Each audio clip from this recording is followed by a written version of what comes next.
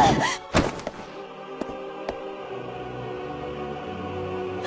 become a demon, Lelouch! Despicable! Cowardly!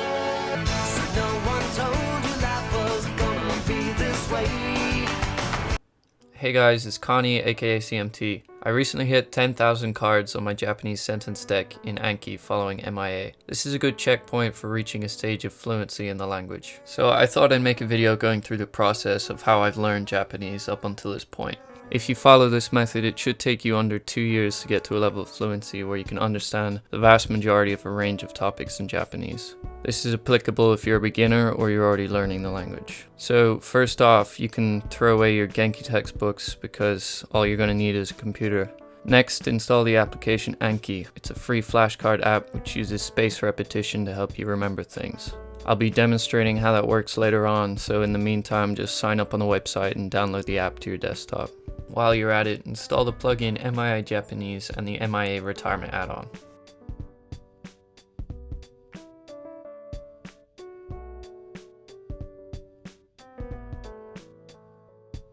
Next, you're going to need Notepad++. This is for writing down Japanese words which you're going to sentence mine. Sentence mining is when you find a sentence containing one word you don't know and you learn that sentence. You can also use normal text files, but I like the extra features of Notepad++, such as dark mode. Alright, lastly, you should bookmark the website yore.jp on your browser. If you're a beginner, use jisho.org. There are many places you can mine sentences from, like subtitle files or manga, but you can usually count on yore.jp or jisho.org to have what you're looking for. However, before you start sentence mining, you need to build your foundation in the language. Here's the beginner's grind. Step 1. Learn hiragana and katakana. I used a workbook for this, but if you print out tracing sheets like these ones, that'll work too. It should only take about 2 weeks to learn both of these writing systems. Step 2. Learn basic Japanese grammar. I used Misa's grammar playlist, which I'll link in the description. Watch about 40 minutes of these videos a day and you'll get through it in about a month. You should pause to take down her example sentences in a copybook like this one. Don't worry about learning the vocabulary using Anki, the easy stuff should just stick. Also, don't worry about writing the kanji, I'm going to talk about that in the next step. If you know most of the content in this playlist already, then you can skip this part. If you start sentence mining without having a foundation in grammar, you will get caught up often with unseen grammar structures and you're going to have a bad time. Step 3.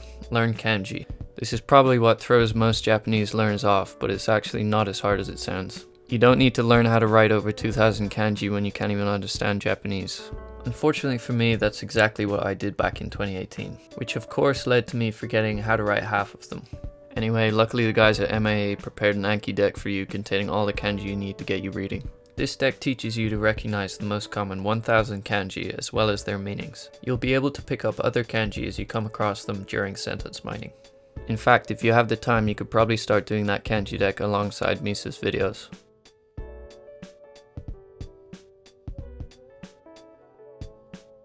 Set the deck to display 25 new cards a day and set the retirement interval to 6 months. You'll be finished in less than 2 months. Don't worry about kanji readings, you're going to learn those in context through sentence mining.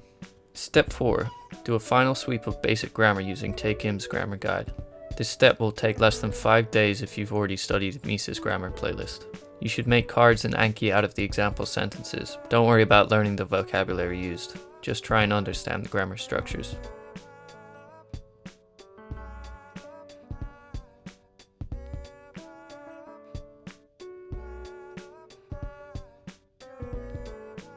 Okay, now you're ready to sentence mine. Grab yourself some Japanese material and start listening or reading. Netflix is a great resource for Japanese content, but since TV shows are kind of hard for beginners, manga is your best option. I recommend something on the easier side, but if you want to dive into something with archaic vocab like Berserk, because Berserk is awesome, go ahead. The most important thing about this is having fun while doing it. As long as it's in Japanese, you can watch and read whatever you want. In order to access Japanese Netflix, you need a VPN. I've linked a free one in the description that I use all the time. Before you start watching or reading, open up a text file with Notepad++ and set it to the side of the screen. If you see or hear something you don't understand, take it down in the text file. You'll need to enable the Japanese keyboard for this, but just Google how to do that. Japanese subtitles are great early on, but try not to be totally dependent on them, because it will weaken your listening ability in the long run. When you've finished immersing, it's time to learn that vocab. You should aim for learning 20 words a day. Open up Anki and create a deck for your sentences. Then go into settings and set the retirement interval to 1 year. This is ultimately going to cut down on the amount of time you spend on Anki.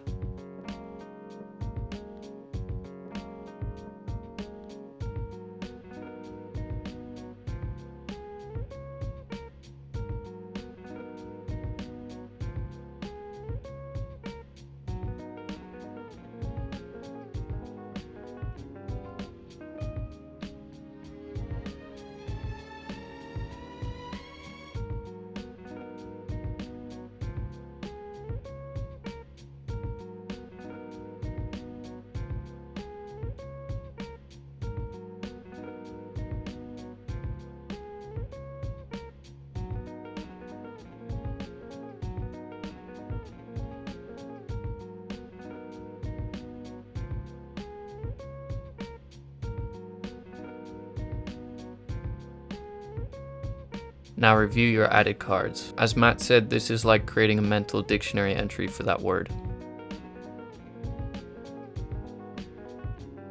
The following day, Anki will show you these cards again, then in 3 days, 5 days, etc. The algorithm is designed to show you a flashcard just before you're likely to forget it. When the interval reaches 1 year, the card will be retired thanks to the MIA add-on. The point of this is that if you don't come across that word during immersion within 1 year, you probably didn't need to know it anyway. Sentence mining is a fantastic way to learn Japanese, but it only works alongside daily immersion. If you have to choose between sentence mining and immersion, choose immersion. If you do learn 20 words a day alongside immersion like TV shows and audiobooks, it should take you around 18 months to become fluent in Japanese. Because I took time out from adding sentences for exams and because I was lazy, it took me about 23 months. During this time I still did Anki reviews and listened to Japanese daily. I didn't mention pitch accent yet, which you'll notice is included in the MIA Japanese add-on. You don't need to worry about this until you're at about 7k sentences. This is the part of the video where I tell you to go to Matt's channel for more information. He has a Japanese Quickstart guide which I'll link below. What I've outlined in this video is basically that Quickstart guide with the addition of Misa's grammar playlist. Before I finish up, I would like to mention that yes, you will be able to speak Japanese easily after using this method. However, to speak well, you need to practice speaking. You're better off training your ear in Japanese for 18 months before practicing to speak. This way, you will be better able to tell what needs to be fixed in your accent. If you don't care about your accent, that's totally fine. But if you do, or your trip to Japan this year got cancelled because of a certain pandemic, then you may as well follow this method. When you've passed 10k sentences, Matt's got great videos on how to train your accent. That's it. If you have any questions, leave a comment, and peace.